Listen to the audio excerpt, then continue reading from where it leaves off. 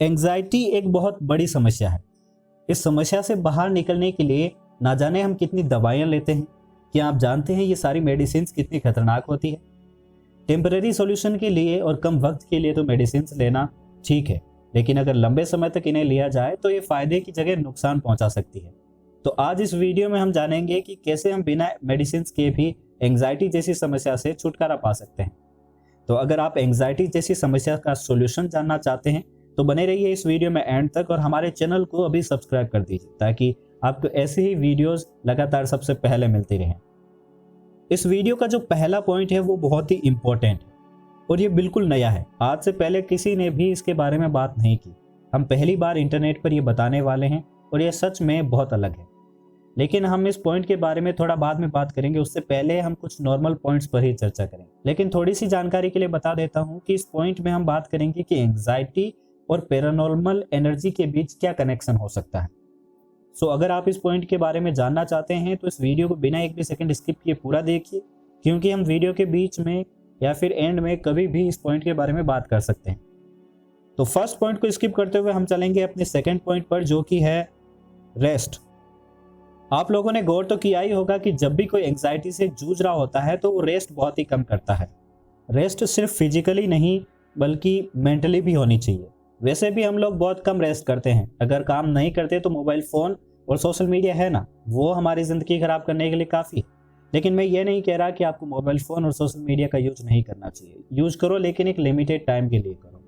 कोई भी चीज़ natural way में और नॉर्मल रहे तो ही ठीक रहती है। इसलिए रेस्ट भी उतनी ही करनी चाहिए जितने की ज़रूरी हो।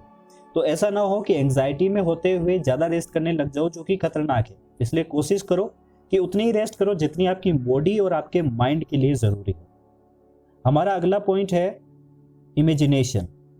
एंजाइटी को अगर नॉर्मल तरीके से समझे तो चिंता और डर का जो सम्मिलित रूप है वही एंजाइटी है। तो जब हम एंजाइटी में होते हैं तो हम सबसे ज़्यादा इमेजिन करते हैं, और ज़्यादा इमेजिनेशन मेंटल इलनेस के लिए काफ़ी है। और अगर आप मेंटली बीमार हैं तो फिजिकली बीमार होने में आपको ज़्यादा समय नहीं लगेगा। इमेजिन करना कोई बुरी बात नहीं है, लेकिन नेगेटिव इमेजिनेशन प्रॉब्लम है। जितनी नकारात्मक आपकी इमेजिनेशन होगी उतना ही डर आपके अंदर पनपता जाएगा, और जितना डर आपके अंदर होगा उतनी ही चिंता बढ़ती रहेगी और फिर ये एंजाइटी का रूप ले लेगी। इसलिए पॉजिटिव इमेजिनेशन बहुत ही बेहतर तरीका है एंजाइटी से बाहर निकलने के लिए। इसके बाद अगला पॉइंट है फीलिंग सैड।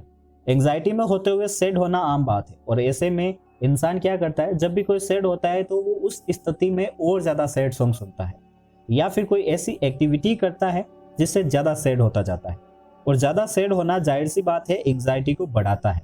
और मज़े की बात पता है क्या है, कि ये जो सैडनेस है वो बिना किसी रीज़न के होती है। तो ऐसी स्थिति में अगर आपको एंजाइटी कंट्रोल करना है तो आपको उल्टा करना पड़ेगा। यानी कि अगर आप सैड हैं तो ऐसी एक्टिविटीज कीजिए जो आपको बेहतर और खुश महसूस करवाए। ऐसा करने से आपकी सैड फीलिंग कंट्रोल होगी और आप खुश रहने लग जाओगे, और जब आप खुश रहोगे तो एंजाइटी से छुटकारा पाना आपके लिए आसान हो जाएगा। मेडिसिन को अपनी लाइफ से दूर करो। मैं सारी मेडिसिन के लिए नहीं कह रहा हूँ, मैं सिर्फ उन मेडिसिन के बारे में बात कर रहा हूँ जो एंजाइटी को खत्म करने के लिए आप ले रहे हैं। लेकिन रुकिए, इसे एकदम से बंद कर देना भी आपके लिए नुकसानदायक होगा। तो अगर आप मेडिसिन से छुटकारा पाना चाहते हैं तो पहले किसी कंसल्टेंट से इस बारे में कंसल्ट करें, ताकि वो आपको सही तरीका बता सके मेडिसिन को बंद करने का, और आपको ऐसे तरीके बता सके जिनसे आप एंजाइटी से पूरी तरह यानी परमानेंटली छुटकारा पा सके। और अब हम बात करने वाले हैं उस पॉइंट के बारे में जिसको हमने छोड़ दिया था, और जो था एंजाइटी और पैरानॉर्मल एनर्जी का कनेक्शन। ये हम जो भी बताएंगे वो अपने रियल एक्सपीरियंस के आधार पर बताएंगे। हमने अपने ऐसे कई क्लाइंट्स को ठीक किया है जिनकी प्रॉब्लम एंजाइटी थी, लेकिन असल में जब हमने पता किया तो उनकी प्रॉब्लम एंजाइटी नहीं बल्कि पैरानॉर्मल थी। सारे सिम्टम्स सेम होते हैं, कोई भी डॉक्टर पता नहीं लगा सकता कि आपकी प्रॉब्लम कहीं पैरानॉर्मल तो नहीं, क्योंकि वो आपको एग्जामिन करने का काम नहीं करते। वो आपके सिम्टम्स के आधार पर आपको ट्रीटमेंट देते हैं और आपके सिम्टम्स को कंट्रोल करते हैं, आपके सिम्टम्स को चेंज करते हैं ताकि आपको खुशी महसूस हो, आपको महसूस हो कि आप पूरी तरह से ठीक हो चुके हैं। लेकिन वो तब तक काम करता है जब तक मेडिसिन का असर रहता है, और वो मेडिसिन आपके लिए आर्टिफिशियली ऐसे केमिकल रिलीज करवाती है जो आपको अच्छा महसूस करवाएं। और यकीन कीजिए, अगर आप प्रॉब्लम की जड़ पर काम करोगे ना, तभी आप प्रॉब्लम को खत्म कर पाओगे, तभी आप बहुत ही जल्दी अपनी प्रॉब्लम को खत्म कर सकते हो। लेकिन अगर आप सिम्टम्स पर काम करोगे, प्रॉब्लम की रूट पर काम नहीं करोगे, तो आप अपनी प्रॉब्लम को कभी खत्म नहीं कर पाओगे। एंजाइटी और पैरानॉर्मल प्रॉब्लम दोनों के लक्षण बिल्कुल एक जैसे होते हैं, इसीलिए इसको जब हम डॉक्टर के पास जाते हैं तो वो इसको एंजाइटी ही कहता है, और जब हम किसी पंडित, तांत्रिक या फिर बाबा लोगों के पास जाते हैं, मौलानाओं के पास जाते हैं, तो वहाँ पे वो लोग इसे पैरानॉर्मल कहते हैं। लेकिन वो सही से एग्जामिन नहीं करते कि एक्चुअल प्रॉब्लम एंजाइटी है या फिर पैरानॉर्मल है। क्योंकि वो होता है ना कि जब भी आप डॉक्टर के पास जाएंगे, उनको सिम्टम्स बताएंगे, उनकी स्टडी में वो सिम्टम्स एंजाइटी के लिए होते हैं। लेकिन जब आप बाबा लोगों के पास जाएंगे, जब आप तांत्रिक के पास जाएंगे, तो उनकी जो समझ में होता है वो यही होता है कि पैरानॉर्मल एनर्जी के या फिर पैरानॉर्मल प्रॉब्लम के साइन है। लेकिन फिर भी पता नहीं है कि वो एंजाइटी है या पैरानॉर्मल है। अब ऐसा होता है कि कई बार जब हम किसी बाबा लोगों के पास आते हैं, हमें एंजाइटी होती है, तो वहाँ का जो वातावरण होता है, वहाँ का जो एनवायरनमेंट होता है, तो वो हम साइकोलॉजिकली एक्सेप्ट कर लेते हैं। क्योंकि एंजाइटी जब होती है तो हम साइकोलॉजिकली बहुत वीक होते हैं, हमारा जो साइकोलॉजिकल स्टेज है वो उतना स्ट्रॉन्ग नहीं होता है। तो ऐसी स्थिति में उस वातावरण को एक्सेप्ट करना बहुत ईजी हो जाता है और हम अपने बिहेवियर को चेंज कर लेते हैं उसके अकॉर्डिंग। तो फिर वो कंफर्म कर लिया जाता है कि हाँ, ये पैरानॉर्मल प्रॉब्लम है। और जब हम डॉक्टर के पास जाते हैं तो वहाँ पर भी हम साइकोलॉजिकली एक्सेप्ट कर लेते हैं कि मुझे एंजाइटी की प्रॉब्लम है। बट एग्जामिन ना तो डॉक्टर करते हैं, ना ही कोई तांत्रिक करते हैं।